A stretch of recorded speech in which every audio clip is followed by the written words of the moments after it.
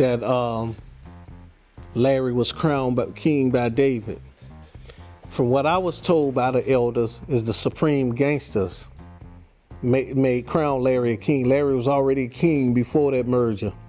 And they were two equal kings, not one over the other one.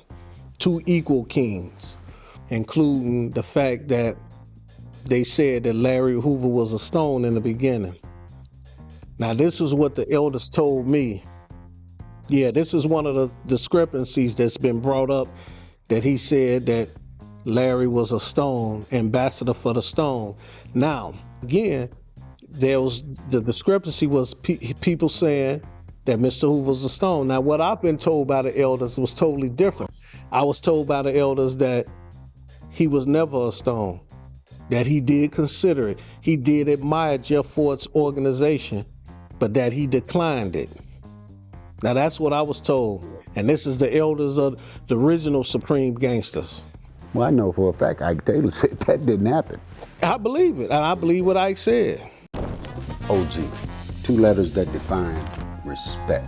I created the original OGs to document the forgotten parts of American history. I want to recognize and give a voice to the men and women that have climbed to the top of their game.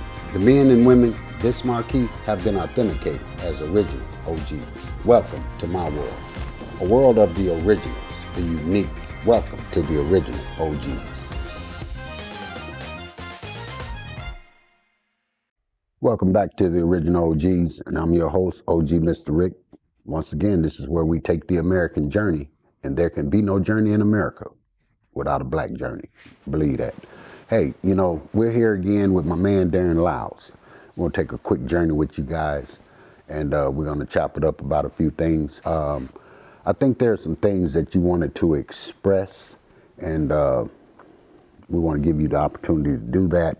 Right, that sounds good. Well, first and foremost, I want to say appreciate being on here with you, big brother. Hey, man. So my journey is born and raised in the greatest city in the world. Of course, that's Chicago. I get it. Cook County Hospital. I'm what you call a West Side, South Sider. My journey of life began on the West Side in that area they call Lawndale, also known as the Holy City. Born and raised there. Oh, yeah, born and raised. My folks are from that area. Matter of fact, my grandparents on my father's side, they came from the South. And when they came from the South, I found out a lot of families did the same thing they did. They originally started off in that area on the South Side, the Black Belt area, Bronzeville. For real. And then they migrated to the West Side. For real. So my mother, same thing, came from that Bronzeville area. So by the time I was born, everybody, the whole family was on the West Side. And when they got there, from the stories they tell me, that was still pretty much a European Jewish neighborhood. You know, you still had European Jews in that area, and the blacks were slowly moving in. Matter of fact, my aunt came up with Minister Rico. My mother and father, they all went to the same school. It was an elementary school over there, Vic Del Flosser. Minister Rico went there, my aunt went there, and my aunt was a vice lady. I get it. So we got a lot of history right there. So I call him Uncle Rico. Oh, that's okay. My man. That's my main man. Shit. Oh, yeah. So we all from that same little area over there on the west side of the area, Lawndale. So when I was growing up, you had a lot of black businesses. I was sharing that with my kids because they never got a chance to see exactly when you had black business. Wasn't no Arabs, wasn't no Indians, Pakistanians, none of them people. All the black businesses, you had the cleaners. And matter of fact, when I first came to the South Side, there was a black car dealership used to be right there at 78th and State. It was R.L. Dukes, Cadillac and Oldsmobile. So we got a chance to see how it looked when you had black businesses in the neighborhood. That's very important. Oh, yeah. And I think we want to bring that back. I would like to see it back like that, where you had black businesses and all these other people, which I refer to them as parasites, are not leeching off our communities, you know. I totally agree. So I came up in that 70s, early 80s era. And at the time, I got a chance to see what was going on in the community.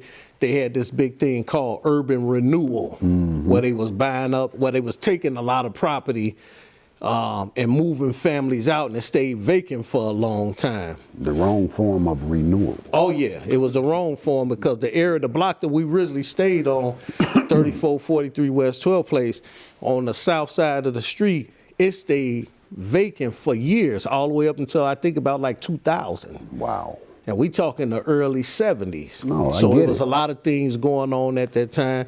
It was the 70s. My kids always tease me, talking about I'm trapped in the 70s, because I still remember how the 70s was. That was the time I grew up in. Oh, man, I love the 70s. I can still hear the music that was playing back then. You know what was going on in the community. I remember when we was kids, we used to hustle pop bottles. Got pop bottles, and then sometime I was just thinking the other day, when the older players didn't want to go to the car wash, they would take a fire hydrant and open it up, and they would give us kids a little money, and they had a brush, and they would have them white walls on them cars, and we'd be washing they white walls on the cars, you know, for a little bit of change.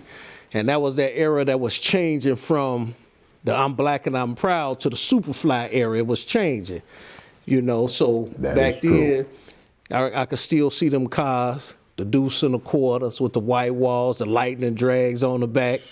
And you remember they used to have these horns. It was a fancy horn. Bum, bum, bum, bum, bum. Yeah, it used to play that sound. So I could see them cars like that going down Madison, Douglas Boulevard. And you remember in those days in the 70s, the prostitution thing was real deep then. It was big. And you see them prostitutes, they look like movie stars back then. Please. You see them girls with the halter tops, the fishnet stockings. So me and my friends, we be talking about, that's my girlfriend, that's my girlfriend. You know, and them girls was out there like that, and you see the pimps out there. So it was a time of some serious transition. It was also a time when there was a lot of heroin out there, you know, because I got a chance to see what people look like when they were strung out on heroin. You see men and women, hands swole all up. Like mittens. Yeah, it looked like you had boxing gloves on. I never forget, some of the older cats would have us out there fighting each other, have us fighting our friends. They used to call it gladiator school. And you be out there fighting until they broke it up. Some St. Charles You know, bullshit. yeah, and we be fighting till we out of breath, until somebody stop it. So I had friends, we be sitting up counting, I beat you this many times, he beat me that many times, you know, and that's how it was. So I got both street education, a historical education, and a spiritual education all at the same time. Now what happened was, when I was real young, one of the elders in my family had given me a history tour on the who's who and what's what in the community, and who the local legends were. Right. You know, in the different organizations. One of them was the Vice Lords. Again, I had an aunt that was a Vice lady, so I used to hear the stories about the Vice Lords and who the legends was, like Pepperlo, Lil Lord, what's his name? Calloway. Then you had Crump from the Braves, and Big John, the leader of the Imperial Chapmans, the Roman Saints, the Clovers, and all these. So these were things that was talked about all the time. Whole nother game. Yes, sir. So at a young age, these are the things that I was exposed to, and I thought that was normal. I thought everybody was in a gang. You know, I didn't know it was people in neighborhoods where they actually went in the house early. You know, at 7 o'clock at night on the west side, people still They out. just coming out. Yeah, yeah. Yeah. You know, and even the kids that's out, you was allowed to be on the porch with your parents, but you was still out. Exactly. So when I came over to the south side, it was real quiet over there. It was something to get used to. And being from the west side, especially that area, I found out we had more life experience than a lot of the other kids did, you know. Very true. So, like in that time frame, I would say in between 1973 and 1978, all your original members of the Vice Lords, Disciples, Stones, they were all in prison. I already knew you. Yeah, they was all in jail around that time. Most of them guys was in the penitentiary. And so all around the city of Chicago, we formed our own little neighborhood gangs. Just like now they got cliques, right? we formed a bunch of neighborhood gangs, and I'm glad you mentioned Mahdi. Because, like I would say, when Mahdi came home, this is like the late part of the 70s. When Mahdi came home, let me go back to this. We formed a bunch of neighborhood street gangs all around the city, right? Now, in that area, Lawndale, up on 16th Street, you had a group of brothers. They was calling themselves BICs, Brothers Incorporated. Okay. Then that street Ridgeway, they was called Ridgeway International Players. Now, when Mahdi came home, BICs and RIPs became vice lords. All that shit was over. It was over with.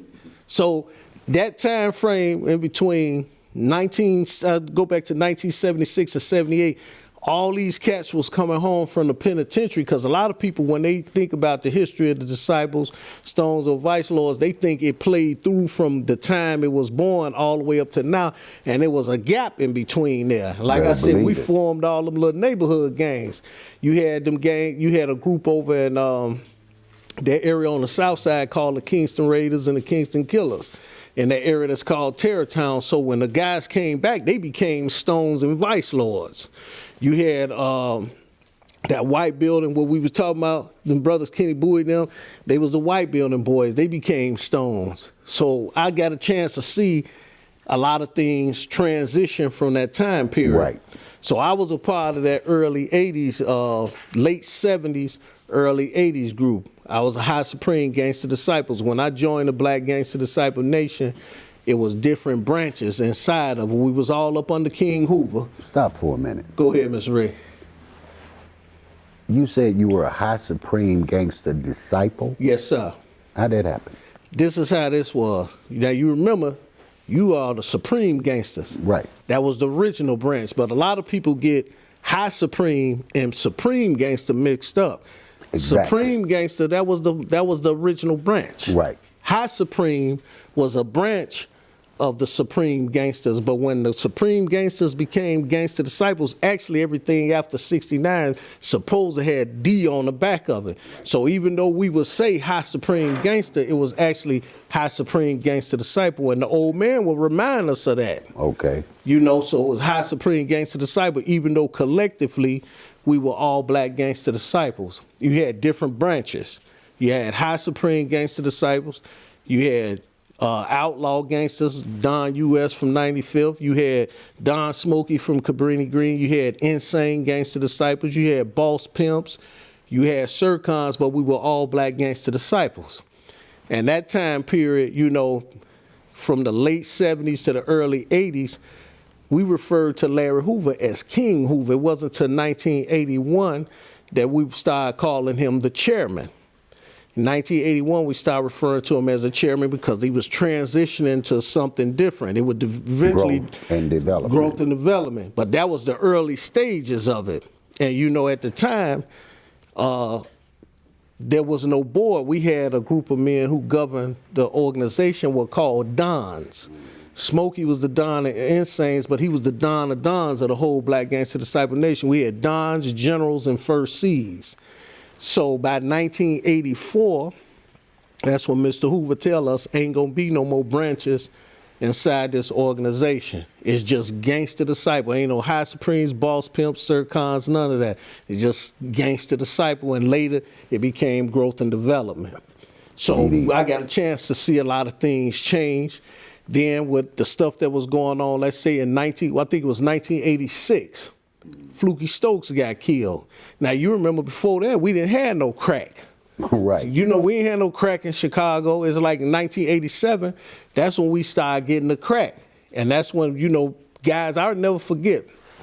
In 1984, I left the streets. You know, I felt the Most High was calling me to something bigger and better, so I left the streets. But I was almost tempted to go back because I seen guys that when we was trying to get them to gangbang, these guys couldn't come outside. But now you see them, everybody was getting money in 87. That was that paid in full era. So, you know, but I made a hard decision, you know, and I'm glad I did not to get back on them streets because I started saying all the time they was giving all them brothers later on. For real. So by the time 1990 came around, I was married, had 2 kids, you know, was in church doing ministry, you know, but when I look back on you know, just how far God done brought me, I done came through some terrible times because we was gang banging hard out there. Oh, I get the it. early part of the 80s, it was gang banging. And matter of fact, a lot of people either forgot, and you know, I know the youngsters don't know, they wasn't here. It was actually more killing going on in the 1980s than it is now. We didn't have the internet. See, they got the internet, but what they would do when they had the countdown to 5, 4, 3, 2, 1, Happy New Year's, I don't know if you remember, Mr. Rick, the next day in the newspaper, they would have a list of all the people who got killed in the previous year, and it was always 8 something. I remember in 1974, the murder statistics that was recorded, it was 974 murders, homicides in Chicago in 1974. And, you know, we look now, you got young people out there killing, but I remember at one time that being 15 years old and being a killer, that was kind of old because they were kids that was 12 and 13, that was in 9, that was doing killings in the old days. So, you know, we done forgot a whole lot of stuff. So it was a lot of killing going on back then.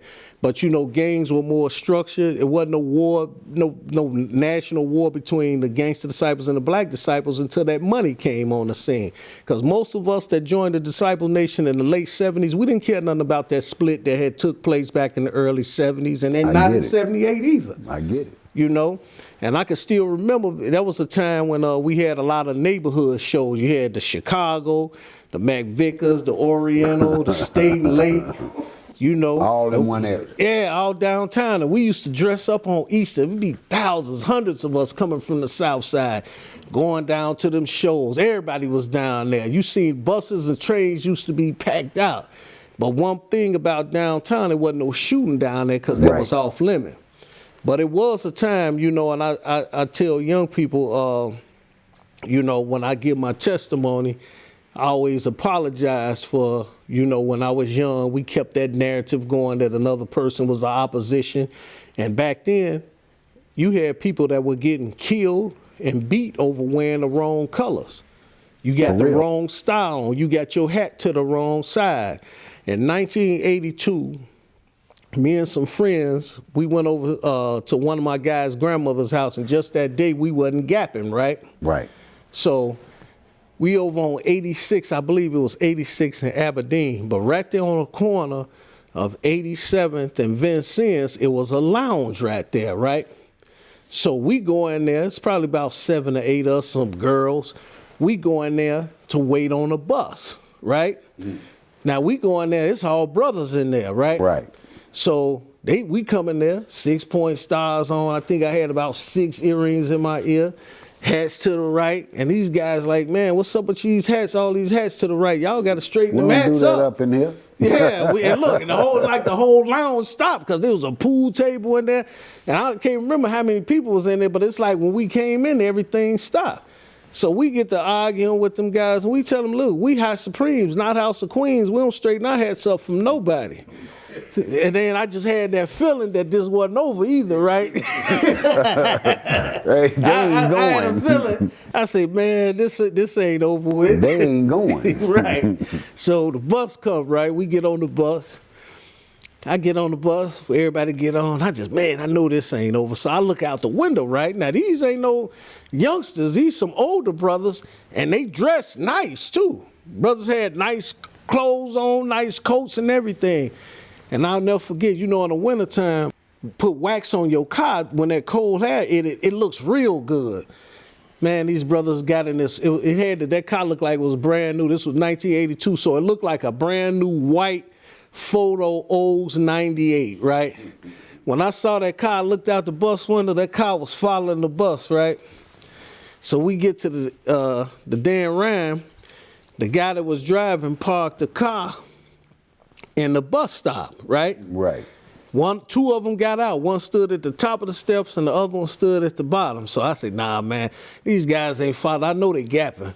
So I tell my guys, one of the guys, I say, take these girls and get them out the way. So me and the other guy, one of my guys, we the last two going down the steps, right?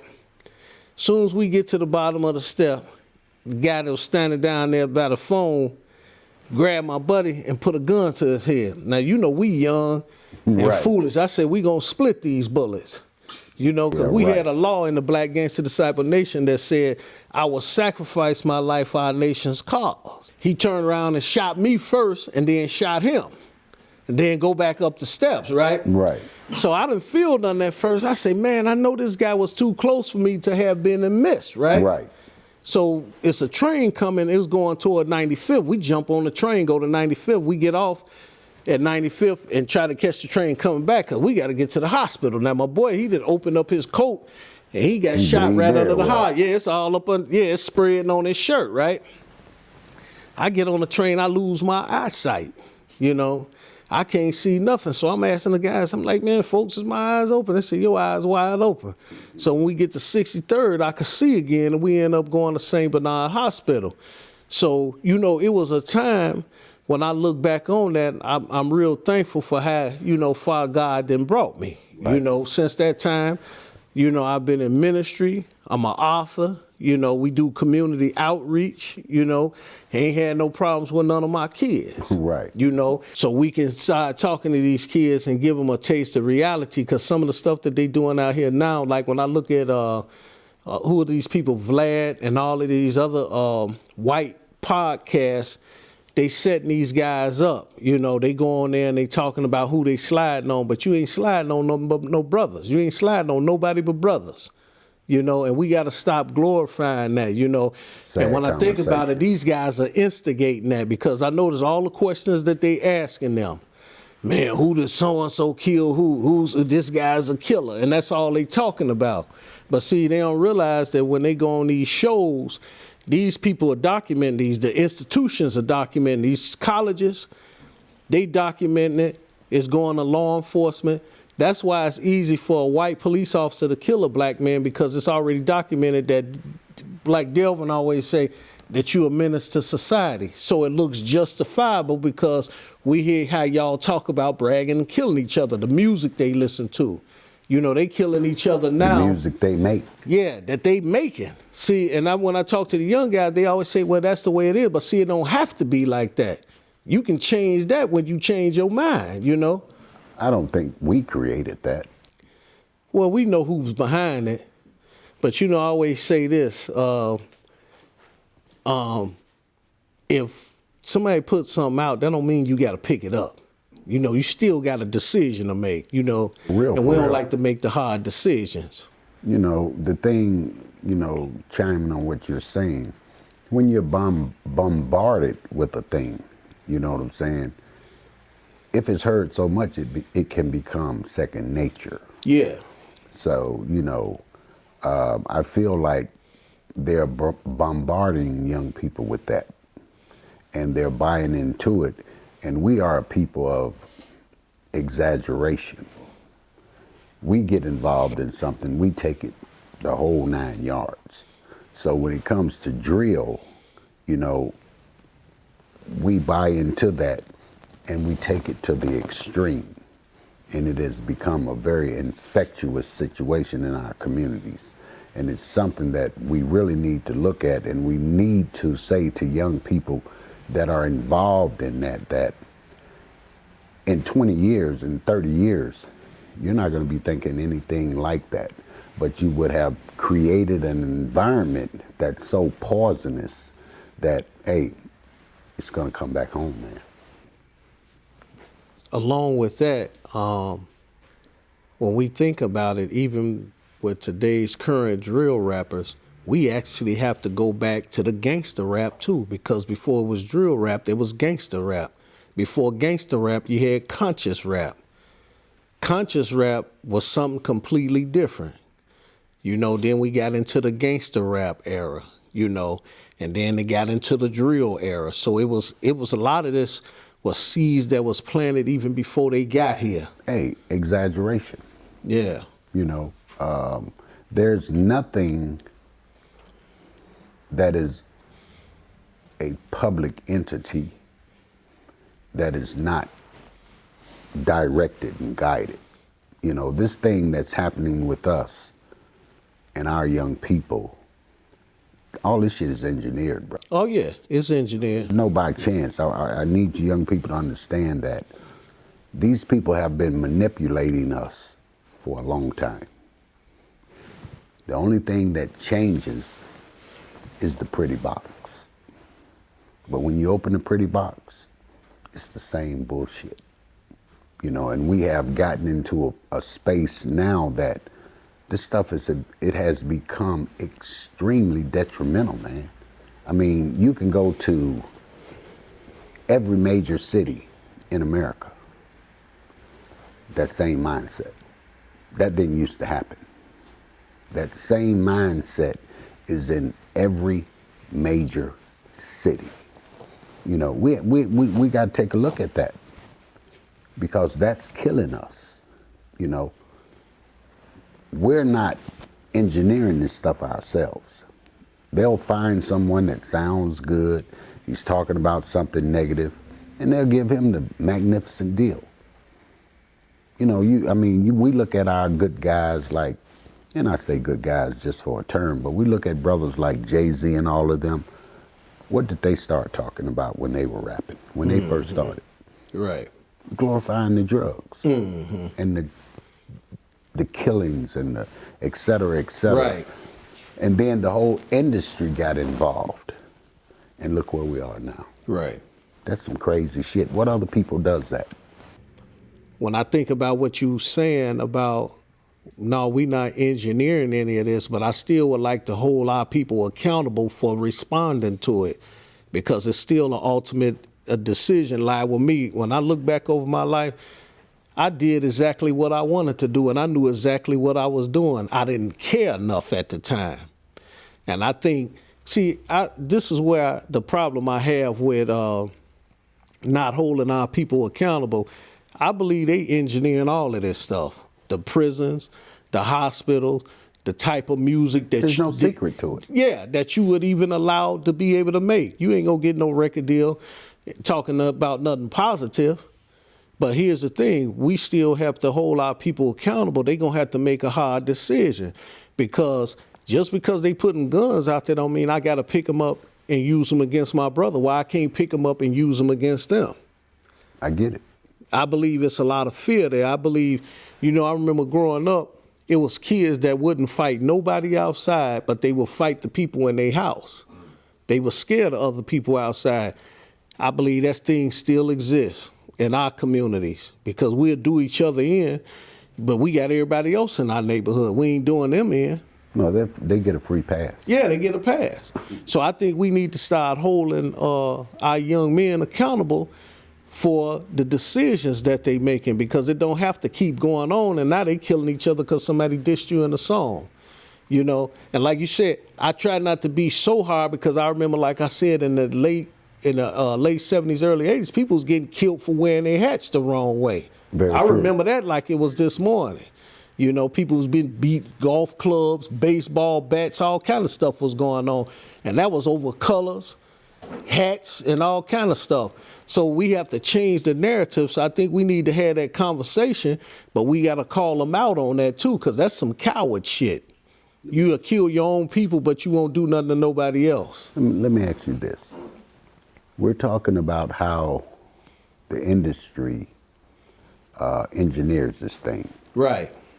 Now, when you were a young man, 18, 19 years old, what have you, is that the same person? Is that the same mentality of the person that's sitting here today? Not hardly. It was the same mindset that they have. The only difference is, like I said, I have to be honest. I knew exactly what I was doing, but that's what I wanted to do because I didn't care. See, we don't have enough love among each other.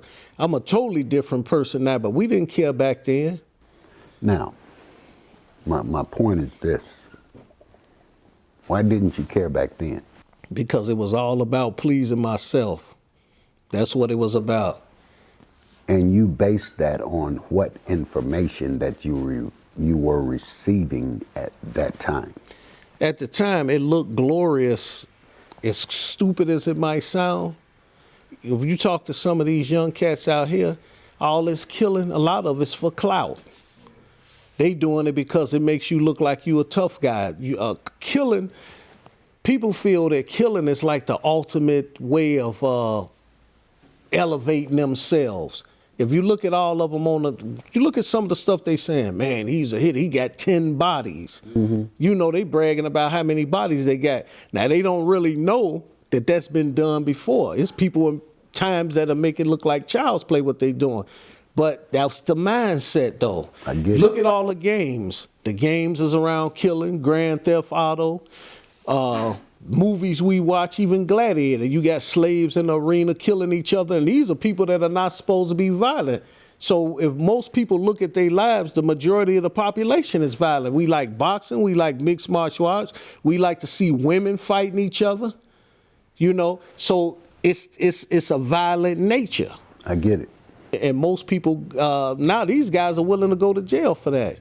We look at the guys that they brag about now. Most of these drill rappers that they brag about being killers, these guys are all dead. They've been killed by somebody else, but it never registered that I don't want to die like this. So they brag about it and they follow that same pattern. So when we tell young people, a lot of times I work with a lot of ladies in the ministry and some older people, and they think when they telling these young people, you know, you're going to get killed out here. That don't mean none young people ain't scared to die. I wasn't scared to die. I ain't scared to die now. I don't want to die with no bullshit, but I ain't scared to die now. Young people are not scared to die. You become conditioned. Here's where I'm trying to, the space I'm trying to put us in. When you were coming up 18, 19 years old and you were involved in all of this stuff. Right. When you were born, was that your dream? No, it wasn't my dream. So now, my next question to that is, how did you grow into that? I grew into it because, again, one of the elders in my family took me around, giving me a history about all these different organizations and talked about the stuff that they was doing. Now, I heard about the killing because it was wars back then, you know, and we look at the history of these organizations. They may have originally started off as organizations defending the community, but it soon transitioned to something else because I would hear about the wars. They talked about the wars between the imperial Chapmans and the vice lords, the wars between the Egyptian Cobras and the vice lords. My aunt was a vice lady, and she was telling me that she went to the school Mason, which was over in Cobra territory. Say she got into it and whooped some of them girls, but she had to run up out of the school because she was a vice lady. Oh, yeah. So when they would talk about it, you couldn't help but hear about the wars that was taking place, you know, between these various organizations. So that's what attracted, I'm being honest, that's what attracted me to it, even though it was killing going on. I'm gonna get it looked glorious. Go right ahead, you know? I'm gonna get there. So the more I kept hearing about it, and then later, you know, I meet kids my age that had an older brother or father, something, and they would talk about it. So that's all you would hear. So it seemed like that was something to be a part of, and it seemed like these were the people that were respected. So everybody wanted to be respected. So, you know, these were the type of people you wanted to be like, you know, and you would hear this constantly all the time, you know, and then the shooting and all that other kind of stuff that was going on. Instead of running us away from it, it actually drew us closer to it. So would you say that from a young age, you were being conditioned for that? I believe I was, Mr. Rick, because I wanted to be in a gang ever since I was 8 years old. So I believe I was being conditioned because this was what I thought to be normal. You know, I thought shooting and killing, the police being in your neighborhood all the time, I thought that was normal. I didn't know no different until we moved into a community where all that wasn't going on. Because I'm looking like, where's everybody at? It's 7 o'clock at night and ain't nobody outside. Yeah, where's the bullshit? Yeah, that's what, really. No, for real. Yeah, where the prostitutes at? Yeah, where's the car with that horn that say, where's where's that at? the ill repute? Right. This don't look like Madison. That is my point that I'm trying to get to. Our environments have been conditioned to rear us into that. No child that I've ever met told me that when I grow up, I'm gonna be the best murderer. Right. You ever heard that before? No, never heard it. So somewhere in life, they have to be introduced into that. Right. And that's where I'm going with it. See, Right. As I wanted to be a gangbanger when I was young. Right. And what I'm trying to say here is, for young people, you know, think about your childhood and what your desires were, because it was none of this shit that they're doing now. Nobody grew up dreaming about 10 bodies under their count. Right. You know, so what happened is the magic question. That's all I'm asking. I know we engaged in it somewhere in life, you know, and we made a decision to want to do it. But what was the infectious moment? I think what it was is because we at war with each other, and killing, when you trace killing back even to the very beginning, you know, even people that don't believe the Bible, but it's in there, Cain killed his brother, not the guy on the next block. And that was over a spiritual matter. So now when we get into it with each other, the worst thing that I could possibly do to you to get back at you is to kill you. And some people feel vindicated by killing other people. And it ain't just these new guys. Again, if we go back into the history of guys, even in the 60s and 70s, there's guys that came up back in them time got far more bodies than these guys got now. I understand. That it's the introduction. Yeah. You know, because there's a serious difference between, and you're a little younger than me. I think you would be able to explain it better than myself. The difference in the gang life then and the gang life now. Right. You know, when you compare the two, so I'm sitting here, I'm listening to your journey. I was a little bit ahead of your journey. Right. You see what I'm saying? Right. So you're explaining that to me, and now I'm asking you about their journey today because you were a little ahead of that. Right. You see what I'm saying? Right. And what do you see as being the difference? The difference between then and now is that when I was coming up, like I said, it was actually more killing going on. The difference was that if a person went out to kill somebody and somebody else walked out, they looked at that person like, you got to pass, I'll see you again. Today they'll shoot when there's kids out there. Back then, people were more concerned about hitting the person that they was looking for versus just being out there shooting. Now, they'll go out there and shoot, and it could be a lot of people around, and a lot of people get hit. Back then, it was more about getting the person you was looking for. And another thing is, it was more order and structure because everybody back then wasn't walking around with that gun.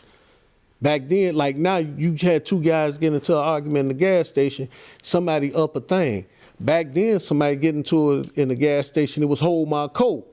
You know, you had to go get that thing. Exactly. You know, but now everybody's walking around with that thing. And so they so willing to, and a lot of them can't fight. That's some of it. And then you have some that can fight. And I still say we had to have that conversation with them because when I think back on the time I was coming up, even though we had thousands of guys that was gangbanging, it was another 1,000 that wasn't doing it. So everybody wasn't doing it, even though they lived in the same environment. When people were doing stuff back then, let's say early 80s, they were looking for people and wasn't satisfied unless they got the person that they was looking for. And it was, and again, for the people that's watching this, we not glorifying it. We just trying to tell you the difference between, you know, we just trying to tell what happened and how things were. Today, most guys out here, they feel probably that they ain't gonna see this guy again. It's the best chance to get it. And they doing it for clout. See, back then, people was trying to do murders and get away with it. You wasn't trying to do it and post it on Facebook. Because, you know, we didn't have no internet and back then. And the young people now, I see them sometimes, they all on the internet and they showing guns. Nobody would do that back then because you ain't trying to go to the penitentiary. See, so they doing it for clout. Back then, it was actually done to get back at somebody. or during the time in Chicago in the early part of the 80s, it was a national war going on across the city. I remember that like it was yesterday. So people was fighting and killing each other, but you wasn't getting on wasn't no Facebook. You wasn't going around bragging about it. You ain't even talk about it on the phone. Exactly. And whereas today, they'll make a song about it because to them, it gives them clout. And I think a lot of it still even started with our generation because I'm all careful how I tell them stories because when I talk to the young people, matter of fact, it was a brother that came up. He came up in a generation behind us. I had went to go see him at the county hospital. He was all shot up, right? Now, he was like 10 years behind me with my little brother. When he was laying in there all plugged up to them tubes, the thing that bothered me the most, when he was laying there, he told me, he said, man, when I was a kid, now he joined a different organization, but it don't matter. We all was influenced by people from different organizations. He said, I wanted to be just like you. Now, when we was out there gangbanging, he was a little kid riding a big wheel and all that, we ain't thinking these kids paying attention to this. My point exactly. But he saw it, and he said, I wanted to be like you. Now he in the hospital all shot all up, So the difference is, in their generation lives, it's only the way stuff is done, but it's really the same thing. And I think we had to have that conversation because I got friends, they was around it, but they never did it. I got kids, my kids never got caught up in it. So it's possible that just because something is out there, you don't have to gravitate to it. I think we all, I believe what the Bible says. It says every man is drawn away by his own lust. So I believe that when people are drawn to certain things, that's because that's what they like. Here's what I'm trying to get to. How commonplace it is and how we don't find it strange to sit here and be comfortable in our conversation talking about killing each other. Yeah. I don't give a shit what the reason was. Right. This is a normal conversation for us. Right, it's normal. Where do they do that at? When you look at history, I've always been a history guy. Every world war was started by a white man. Hitler, the Nazis, World War I. You had the Balkan Wars, where they were killing each other. And these are all white folks killing each other. So we ain't the only ones that do it. Every nation does it. The Mexicans do it. We just at the bottom of the totem pole doing it. But everybody does it. Every nationality does that across the world. Look at what's going on in the Ukraine right now with Russia. Them all white guys. You just named about 5 or 6 wars. Yeah. I've heard people say that it's better to learn from other people's mistakes than your own. Right. How is it that we can look at 5 or 6 different nationalities and see that they were manipulated into those situations, and then we turn around and buy into the same shit? Nobody on this planet sees themselves by the color of their skin unless they dealing with another person that's a different color. If you ask a white person, they're going to say, I'm Italian, I'm Irish, I'm Polish, I'm German. You ask somebody from Africa and they're going to tell you what tribe they from and what country. So we never saw each other. When slavery came, we saw ourselves because we were slaves to people who looked a different color. But before then, we was Bantus, Yorubas, and all that other kind of stuff. And even today, even with the street tribes, when people, you see black people in Chicago, I'm a vice lord, I'm a disciple, I'm a stone. Nobody says, well, I'm black. It's first thing gonna come, like, for example, when you ask somebody where they from, we gonna say the neighborhood we from. You ask somebody what they is. I remember back in the old days, they said, what you riding? And people say what they belong to. But nobody was pushing the black.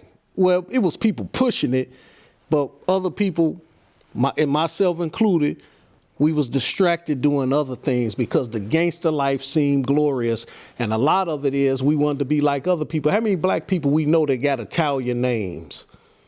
imitating the Italians, want to be like them. Now you look at the Italian mob, they was killing each other too. Italians kill each other, you know, and we wanted to be like that. We even got black folks that pick up these same names. I'm Little Caesar and all that. You ain't got no Italian nowhere in you. Because I think if we sitting up here waiting for the white man to stop manipulating us, stop putting guns in our neighborhood, stop having us come on the show and brag about killing, that ain't gonna never happen. You're just going to be sitting here. Yeah, you're going to be waiting forever. So who has to do that? We have to make up in our mind that we're not going to do this no more, and it can be done.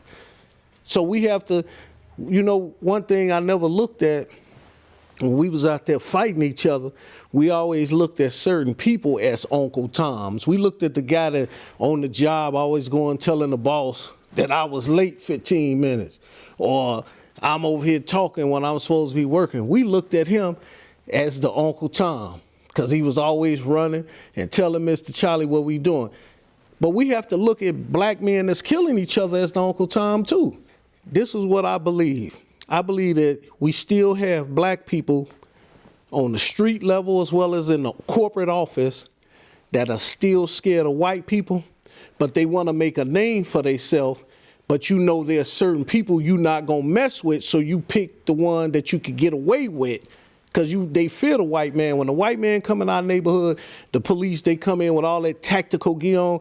Look how black people looking, even the guys on the street. And that's done on purpose to let you know. And they kill black people on purpose to let you know, nigga, you might be tough over here, but you still a nigga and we'll kill you.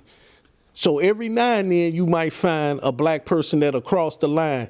But for the most part, all these guys out here, they want to have a reputation, but they ain't gonna cross no lines. Now, one thing about white people and Mexicans, they kill each other, but they kill niggas too. See, we the only ones that only kill niggas. So we had to call them out. You Uncle Tom. If you can't kill nobody but the people in your race, nigga, you Uncle Tom. I'm gonna move a little bit forward, but I'm gonna come back. Okay. And I'm gonna continue with that conversation with my thoughts. So, in your journey with being in the organization, moving forward in the transition. When I joined the Black Gangster Disciple Nation, it was the late 70s. So we was part of that late 70s, early 80s era. Like I said, back then, inside the Black Gangster Disciple Nation, it was different branches of it. You know, it was all Black Gangster Disciple, but it was High Supremes, Insane, Sircons, Boss Pimps, and all that, different branches, you know. Now, again, even though you had a split between the gangsters and the black disciples, the new younger guys, us that was coming in, we didn't give a shit about that. We had just come from out of our own little neighborhood gangs, and we used to hear about the disciples and the Stones and the Vice Lords back in the day, and we was glad to be a part of it. So we greeted each other whether we was gangsters or black disciples. Matter of fact, we wasn't even hollering GD and BD. When we greeted each other, we said Sipo. Back then, all you saw was everybody stacking them and clinching them. You know, we came like that, all of us, black disciples and gangsters. From the elders telling us the history about the gangster nation and the merge that took place in '69 between the Supreme Gangsters and original Devil's Disciples, which became the Black Disciples. We know that we had two kings, King David and King Hoover, two princes, Prince Tennessee and Prince Old Timer. Now we know later down the line some things happened, and Shorty Freeman ended up being the king of the Black Disciples because they went back to their roots. Now, was that originally a part of what David and Larry put together? From what I was told by the elders, it was not. But here's the thing. Any man at any time, me and you can go out and start our own nation of disciples and declare ourselves the king. Why? Because don't nobody own that name. Now, was it a part of the original plan? No, but any man can go and start his own organization. And if you got people who follow you, then you are the king. And so we honored all disciples. You know, back then we honored all disciples. Like I said, you heard people saying Sipo. You didn't hear people saying GD and BD. You didn't hear that till later on, that Larry was crowned king by David. From what I was told by the elders, is the Supreme Gangsters made crown Larry a king. Larry was already a king before that merger. And they were two equal kings, not one over the other one. two equal kings, including the fact that they said that Larry Hoover was a stone in the beginning. Now, this is what the elders told me. Yeah, this is one of the discrepancies that's been brought up, that he said that Larry was a stone, ambassador for the stone. Now, again, there was the discrepancy was people saying that Mr. Hoover was a stone. Now, what I've been told by the elders was totally different. I was told by the elders that he was never a stone, that he did consider it. He did admire Jeff Ford's organization, but that he declined it. Now, that's what I was told. And this is the elders of the original Supreme Gangsters. Well, I know for a fact Ike Taylor said that didn't happen. I believe it, and I believe what Ike said. Jeff approached him and Right. made the offer. Right, made the offer. Larry declined. Yeah. And even let's say if somebody invites you to come to a meeting and you go, that don't mean that you made a move. Somebody see that you went to a meeting and they can turn that into anything. So I believe what Ike said, and that'll be a thing that can be talked about forever. I wasn't there. It could be. Me personally, because that's not my thing, doesn't hold any weight with me. Right. You know what I'm saying? Mr. Hoover is who he is. He is who he is. You know what I'm saying? I knew him as King Hoover. That's all I've ever known him was. I've always known him as that. I've never known him as nothing else. And all I can say is he's a profound person amongst us. Right. Do you have any history on the Crips and Bloods being in Chicago? No, the connection between Chicago and the Bloods was a brother named T. Rogers. T. Rogers was originally from Chicago. T. Rogers was a stone. He moved to L.A. in the early part of the 70s. He's the one that took that down there. He's the connection between the Bloods and the Stones. It was T. Rogers. You're saying that that's what developed in the Crips? No, Bloods. Bloods? Yeah, T. Rogers was that connection. And he's from Chicago, but he moved down there. Just like now you got a lot of Chicago organizations that's in different parts of other states, and sometimes they'll stay as one thing or they'll evolve into something else, I know OG Pyru, he begged to differ with that. Well, everybody know you ask the Stones and you ask the Bloods, and they'll tell you the connection was T. Rogers. If you had some Bloods in here and you had some Stones in here, they'll tell you the connection was T. Rogers. He was that connection. T. Rogers was a Stone. Okay. T. Rogers is the one that took it to L.A. And a lot of them became Bloods later. Some of them was calling themselves Black P. Stone Bloods. We ain't talking about Pyru, I'm talking about the Bloods. That was from T. Rogers. During the era of Soul Train moving to L.A., a lot of the brothers, T. Rogers, even some gangsters, went down there to L.A. and started to form their own gang. That's the reason why Bloods couldn't say Blackstone. They only could say Bloodstone because they wasn't from Chicago, the Blackstone Street. Only T. Rogers was from that era, and he was the only one could say Blackstone because he's original Blackstone. That's what I had to say about that.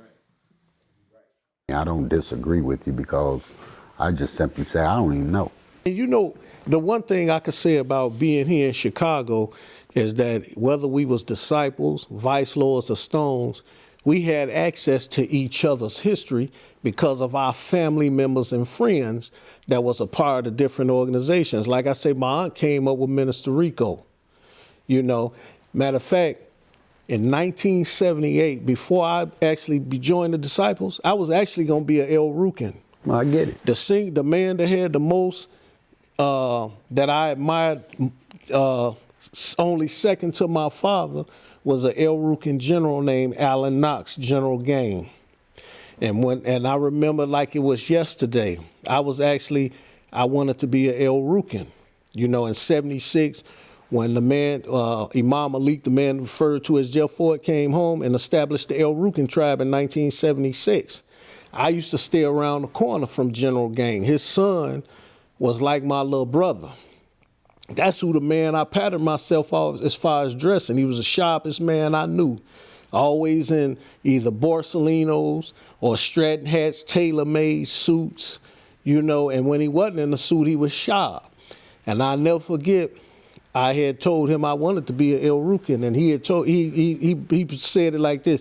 He said, do you understand what that means to be an El Rukin? He said, this is not the Old Testament of the Blackstone Rangers and the Black Peastone Nation. We the El Rukin tribe of the Moorish Science Temple of America, and our principles are love, truth, peace, freedom, and justice.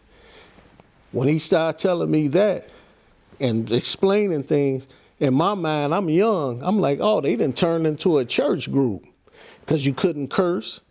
No perms in your hair, no pork, none of that. And I told him, I thought about it for 2 weeks, and I told him I wasn't ready to be a part of no religious organization. So I had cousins that was disciples. I went with the disciples because, see, you could wear butter back then. But why did you think they were a religious organization? Because they had adopted the teachings of the Moorish Science Temple of America, and I had an uncle that was a Moorish American, and he was sharing the teachings of it. But now, you know, this is something I can speak on. There are two different concepts of the Moorish Science Temple of America. There is a religious side, right, and there's a state side. The state side, right. So when he said, are you ready to do this? You didn't have enough information. No, I did, because of my uncle. So, and because of what he told me, because he talked about both the state and the religious side. And so at the time why, I was young, I didn't want to do neither one of them. Oh, okay. Let's I wanted say to that. be in a gang. Let's say that. You couldn't be no El Rukin and be gang banging back then. Right. Let's say that. So yeah. So that's why I didn't do it. Right. Because for me, I studied I studied Prophet Noble Drew Ali for many years. Yeah, and I had uncles that was a part of that since the 20s. I'm a advocate, supporter, and a person of dire respect for the Prophet.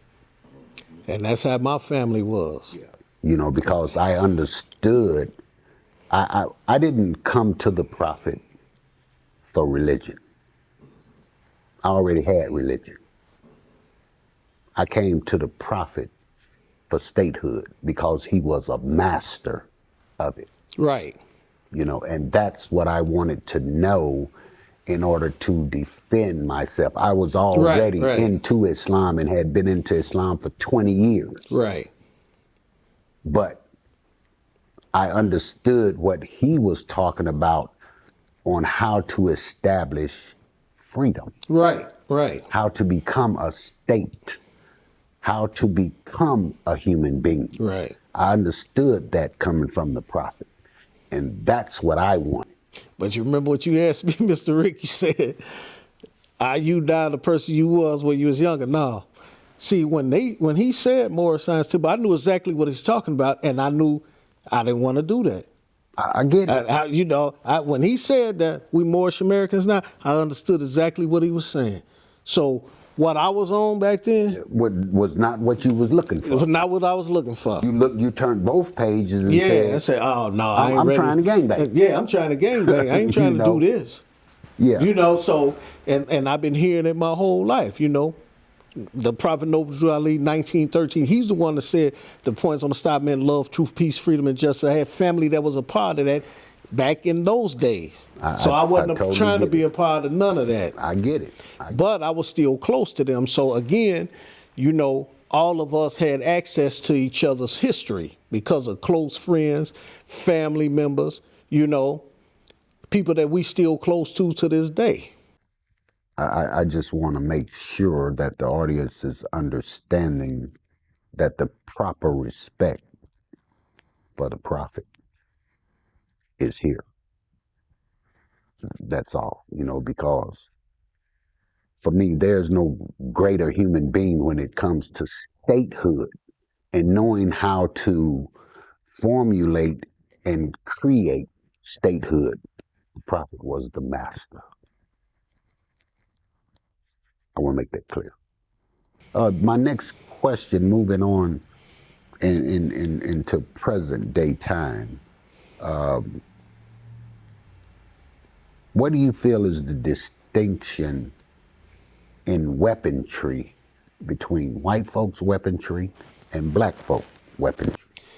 Well, again, you know, I got a chance to work in that industry, and I saw the difference in between the weapons that they invest in and what the average black person who has no type of knowledge of what we call military small arms, other than, you know, what we see in the store and on the game. Like most guys on the street now, they got a Glock with a switch on it, you know, which makes it function as an automatic pistol. Right. And then you'll start seeing a lot of AR-15 style pistols, AK pistols. Still a pistol. Yeah, yeah, but it's really, you see a lot of them, especially the Draco is real popular, which is an AK pistol, but it still shoots a 7.62 by 39 caliber cartridge, which is a 30 caliber. And can perform with rapid precision.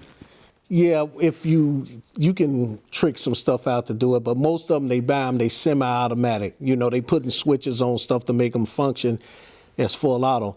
The difference between us, we don't take the time out to learn about weapons, how they work, ballistics, things of that nature. The white guys, because they hunt and they come up in a culture where they like to dominate, so they spend money. But the difference is they train. They have camps where you go, it looks like military. These are civilians called private military contractor civilians. Yeah. Oh, yeah. Guy named James Yeager, he's dead now, but he had a group called Tactical Response. You could take a weekend course for $1,500. It's for 3 days, and they teach you how to fight with a rifle. And it's a difference between standing at a range shooting at a piece of paper that ain't moving back than shooting at another person that's shooting back at you and you moving. AK-47, out of the 7.62 by 39, it's a 30 caliber cartridge. Out of a 16-inch barrel, the muzzle velocity is 2,300 feet per second.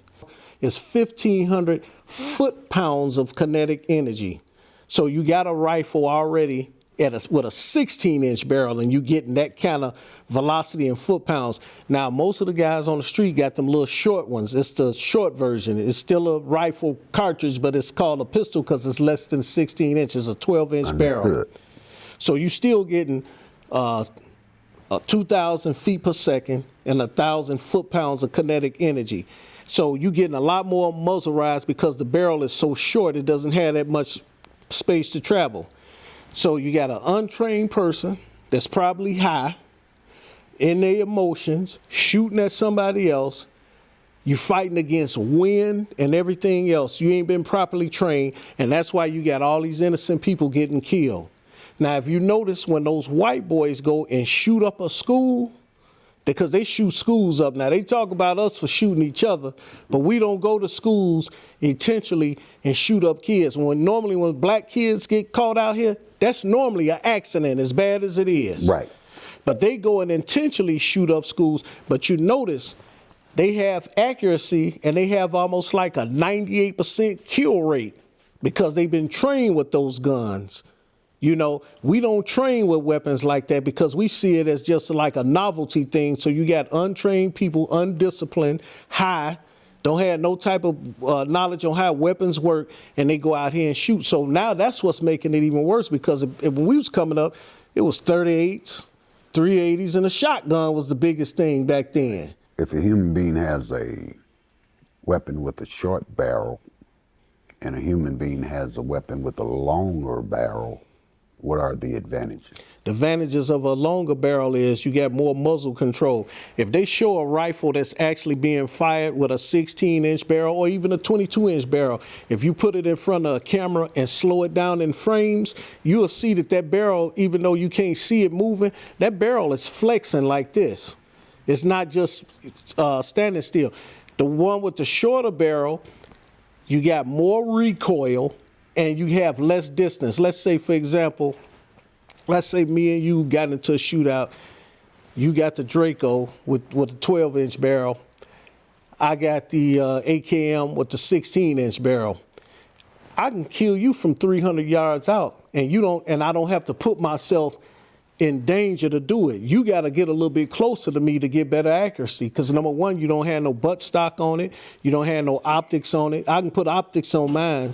So when you see them out there with them little AK pistols, it's nothing to brace that against your shoulder. So you don't have no control over that. But with a 16-inch rifle with a butt stock, a nice optic, I can kill you from 300 yards out without putting myself in danger. And you said that barrel is It's flexing like this. If you slow it down into what they call frames, whenever a bullet is fired, that barrel is flexing like this.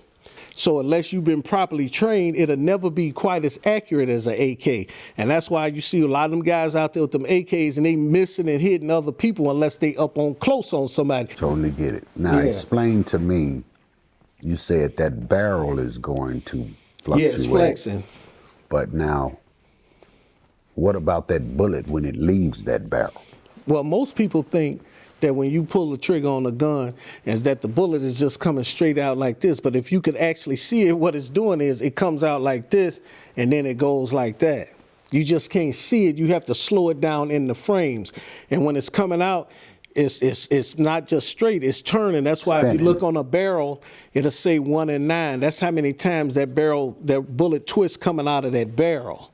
So, you'd have to really slow it down in the frames and then show how it's working. And you would have to adjust all of that in order to hit your target. Hit your target. This is your lane. I'm asking the questions, but I already know the fucking answers because I was in the military. You was in the military, so you already know. You see what I'm saying? So we having this discussion for the audience. Right. And I know you was in the military. Yeah, I'm just I know you know. to show why you're saying what you're saying. Right. And you're making some very valuable points, and I want the audience to be able to follow you and show why you're trying to make these points to them, because all of these things matter. So I'm listening to you and you're going into detail, and I'm saying to myself, I don't think they really understand what this brother is trying to say. And I thought that was very valuable because we have a lot of young people playing with these weapons, not realizing that. Not knowing what they're doing and what they're getting themselves into and the danger you putting other people in. Once again, you're going to be shooting at somebody and you'll be killing somebody else. Right. And as I always say when I depart from you, hey, a whole lot of love.